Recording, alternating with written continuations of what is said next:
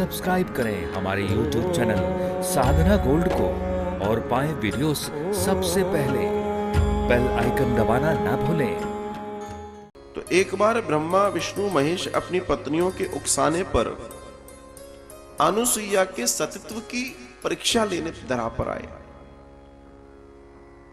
और वहां आकर माता अनुसुईया से तीनों स्त्रियों ने कहा कि धरती पर उस जैसी कोई सती नहीं है। तो जगदीश्वर कहते हैं, अर्थात ब्रह्मा विष्णु महेश कहते हैं कि भाई ये तो देखना पड़ेगा। अगर मान लीजिए वास्तव में वो सती हैं तो उनके चरणों की धूल माथे पर लगाने में हमें कोई गुरेज नहीं है। ये सतीत्व का प्रभाव है। ब्रह्मा विष्णु महेश तीनों आए और तीनों ने मां को दर्शन दिए। सती को दर्शन दे रहे हैं भगवान, त्रिलोक ही दे रहे हैं। और जब तीनों ने दर्शन दिए तो दर्शन देके प्रणाम किया जब सती अनुसुईया ने, और भगवान मेरे लायक क्या काम है, मेरे लायक कोई कार्य बताए। ये नहीं कहा कि हमें ये वर दे दो, हमें ये दे दो, हमें वो दे दो ना। अनुसुईया कहती हैं प्रभु मेरे लायक कोई कार्य बताए। अब परीक्षा की घड़ी थी। परमात्मा तीनों स्वरूप में खड़े हैं और अनुसुईया से कहा कि हम तुम्हारे से इतना चाहते हैं कि हम तुम्हें नग्न देखना चाहते हैं। अब समझना कितनी सुंदर कथा है। भगवान के आगे आप वस्त्र पहने हो या न पहने हो, हम सभी नग्न हैं। भाई उनकी आंखों में तो सब है, पूरा जगत है। वही बना रहे हैं, वही मिटा रहे हैं, वही बनाए रख रहे हैं। लेकिन परीक्षा का पैमाना देखिए आप। सतीत्व की परीक्षा कितनी, आप लोग कहते हैं ना हम बड़े बन जाएं। बड़े बनना इतना आसान नहीं है।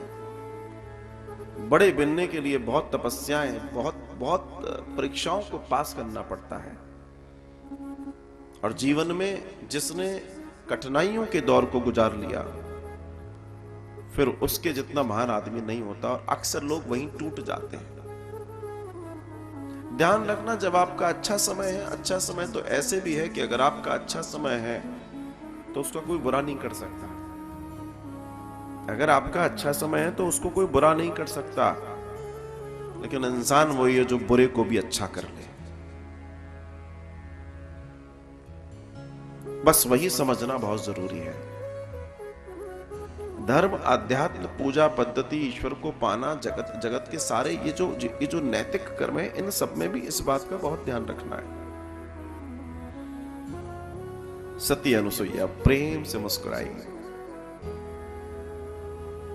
बोला मैं आपके वचन का मान रखती हूं,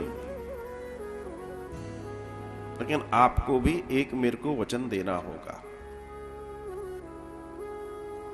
क्या आप देंगे?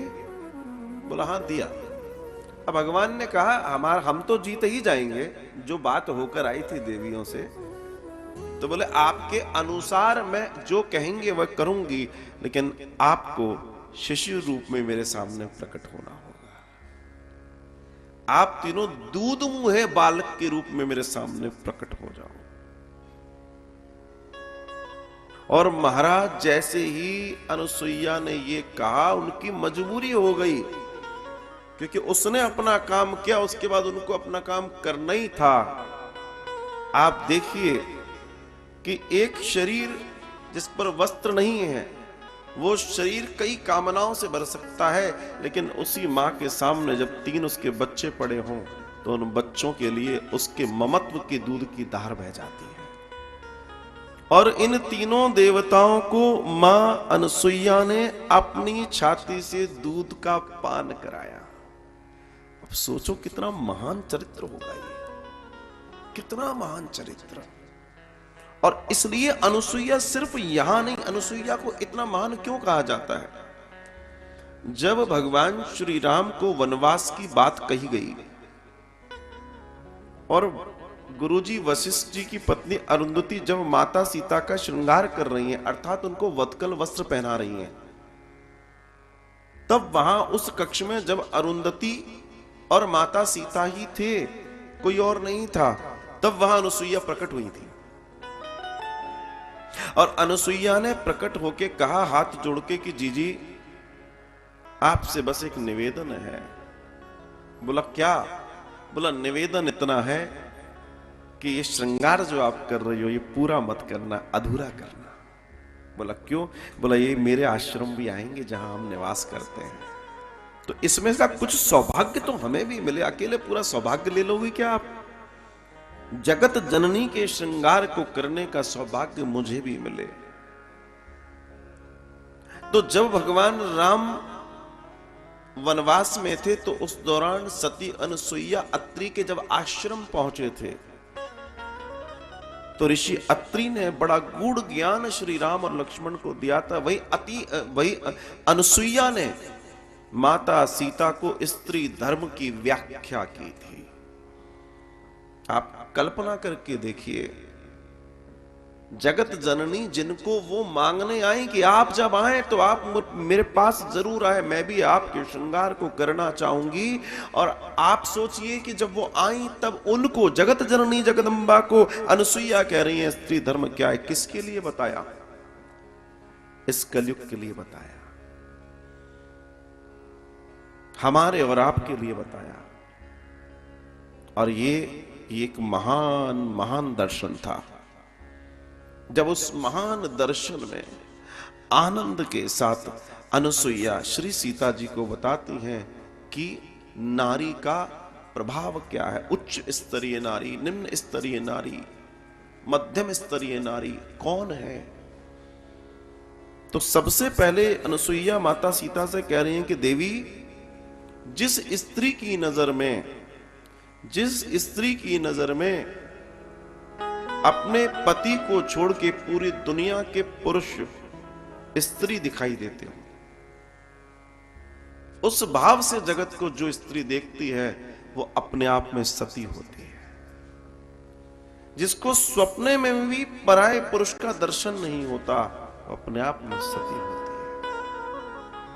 है। ऐसा महान दर्शन देने वाली अनुसुईया के पास जब बड़े प्रेम और भाव से श्री नारायण, ब्रह्मा और महेश बालक बन के गिर गए तो उन्होंने जब उनको दुग्धपान करा दिया तो वो उनके बालक हो गए, मां हो गई अनुसुईया। मां किसकी मां?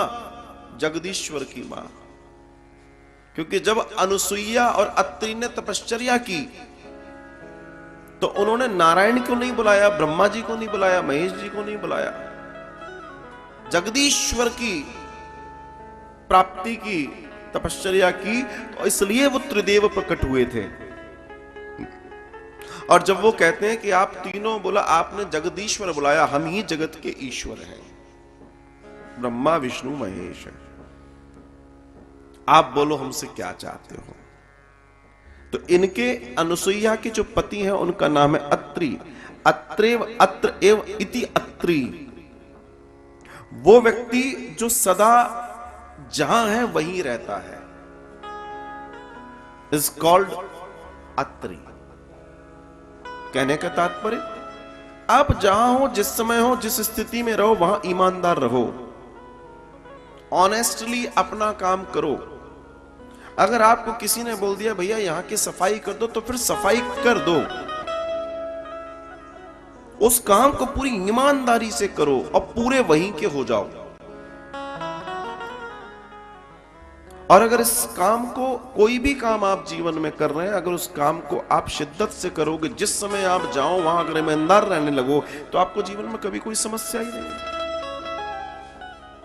व्यक्ति के साथ समस्या यह है कि वो जो काम कर रहा है अगर वो पूरा 100% ईमानदारी से नहीं कर रहा है तो उसके जीवन में दुख तो आएगा ही आएगा। और ज्यादातर लोगों के साथ यही समस्या है, वो जहां है वहां ईमानदार नहीं है, तो अपने काम को भी बखूबी नहीं निभा रहे हैं और न जाने कहां और दिमाग चल रहे हैं। दूसरी, इसका एक और संशय है कि निष्ठावान बनो। आप जो भी हैं, आप स्टूडेंट हैं, आप व्यापारी हैं, आप नौकरी पेशा हैं, आप जो भी हैं, आप अगर निष्ठावान होकर जो काम आपका है, अगर आप उस काम में अपने हृदय को, अपने मन को, अपनी बुद्धि को, अपने वचन को नहीं लगा रहे हो, तो आप समझ लेना you are fail, you are fail. ये सफलता की और असफलता का सीधा सीधा एक प्रभाव है, एक कारण है।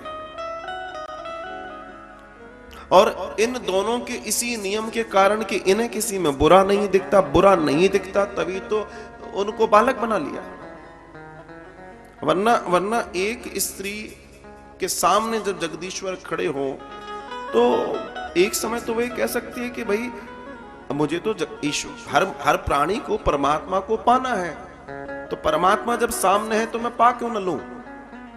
लेकिन उसका सतीत्व और स्त्री धर्म परमात्मा को भी उसको पति से बड़ा नहीं बना देता।